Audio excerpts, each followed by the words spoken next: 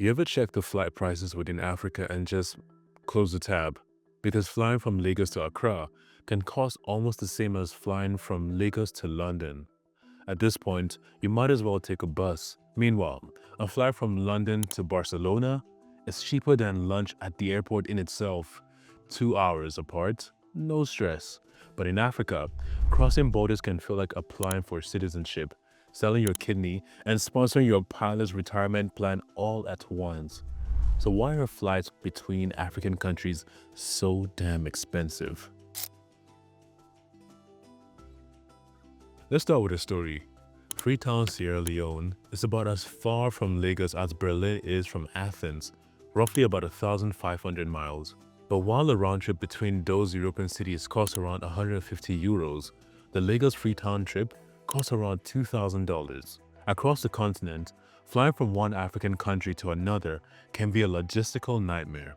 Bad connections, limited airlines, and sky-high fares. And here's the paradox.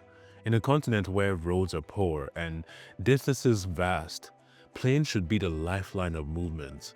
Instead, for most Africans, air travel isn't a necessity, it's a luxury. Airlines survive on full planes, but across Africa, most flights aren't full.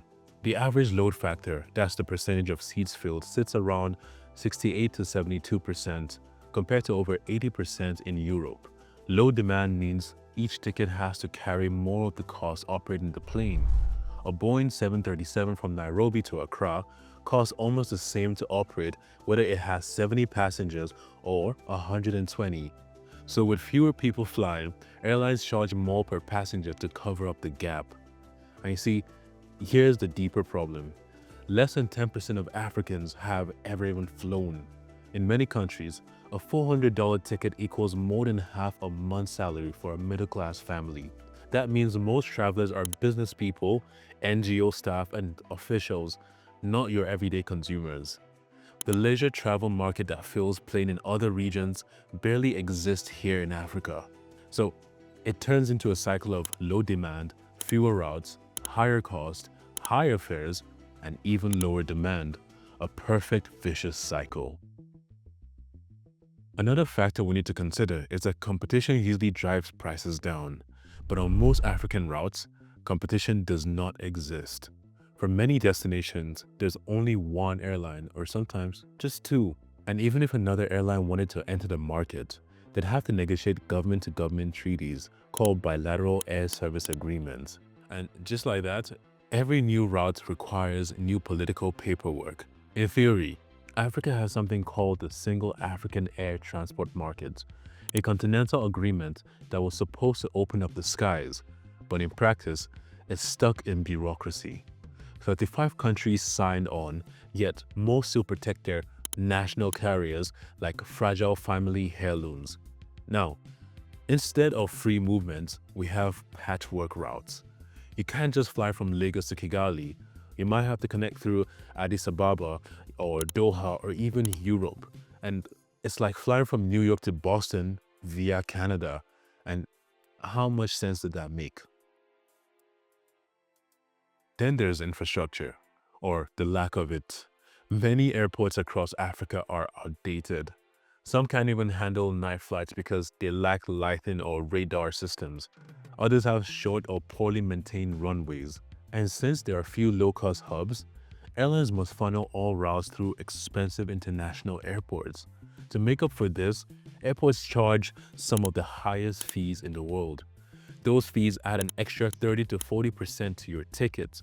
Jet fuel, it costs up to 40% more in Africa than the global average because it's mostly imported fuel.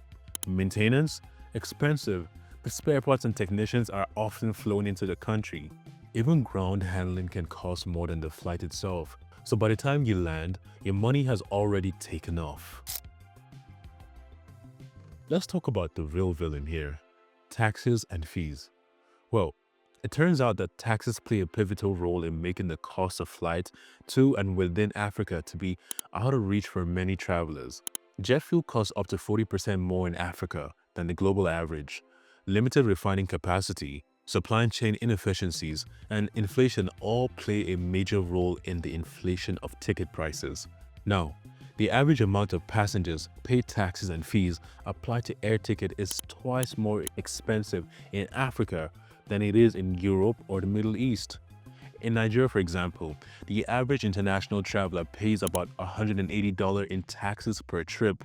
In Gabon and Sierra Leone, that can raise up to $300, and that's even before you ever even board a flight. And the irony, many African airports depend on those taxes for income, so governments have little incentive to reduce them, even if it means strangling mobility within the country, or rather, within the continent. The AFRAA, that's the African Airlines and Association, they estimate that reducing taxes and charges could boost traffic by 25 to 30% within just a few years. But until that happens, we're paying international prices for local experiences. In many countries, airlines can't freely convert local currency earnings into dollars due to capital controls. So they build safety margins into the ticket prices, charging more to protect against exchange rate losses. Now, add unstable currencies, inflation, and slow bureaucracy, and suddenly, operating a flight in Africa costs more than flying over it. There is a model that actually still works, and take the Ethiopian Airlines for example. About 15 years ago, they had around 4,000 employees, and now they have over 17,000. They built a powerful hub and spoke system through Addis Ababa, connecting over 60 African countries efficiently. The result? Regional fares dropped by 20 to 30% as demand rose. Rwanda Air and Kenya Airways are following suit, increasing frequencies and lowering prices on key routes like Kigali to Entebbe and Nairobi to Lusaka. And the blueprint is clear. When connectivity increases, prices fall. When governments step back, markets grow. The single African air transport market was supposed to make flying across Africa as easy as flying across Europe, to let any African airline fly freely within the continent, to make Africa smaller, more connected, more accessible to its own people. But that dream is still grounded. Because until African countries truly open up their skies, modernize infrastructure, and stop taxing movement like luxury, we'll keep paying $700 for a flight that takes 24 hours and lands just across the border. Africa is one of the youngest and most mobile continents in the world, but also one of the hardest to move around. A student in Lagos should be able to visit Kigali for the weekend without having to take out an entire loan. A business owner in Dakar shouldn't need to fly through Paris just to reach Nairobi, because until our skies open up, we'll keep watching our money take off long before we do. Thank you guys for watching. This was an interesting one. I actually personally enjoyed making because regardless of the fact that I'm going through physical stuff, I actually just flew from Lagos to Kigali about a month ago, and it was a very interesting journey because I actually I had to go through Doha. That was even a more efficient route going all the way to the Middle East. Like I literally left Africa to the Middle East and then came back to Africa, and it was about a 27-hour journey as opposed to it's supposed to be a 4-hour journey, but it turned into a 27-hour journey. And that was one of the things that inspired me to make this video alongside my team. So big shout out to my team for helping put everything together. And I really just hope that, and not just hope, but I look forward to a future where we can actually have a lot more efficient travel network system and infrastructure here in Africa, because I do have plans of even going to many other countries well within Africa, but every time I look at the ticket prices, I'm just like, you know what? A bus will not be bad. So with that in mind, if you've made it this far in the video, don't forget to like, subscribe, comment, and share with your friends, and probably with your political friends as well. Like if you have any of your political uncles rather, this might be the video for them. You never know. It just might, help our policies here and there. But that aside, thank you so much for watching, and I will see you guys in the next one.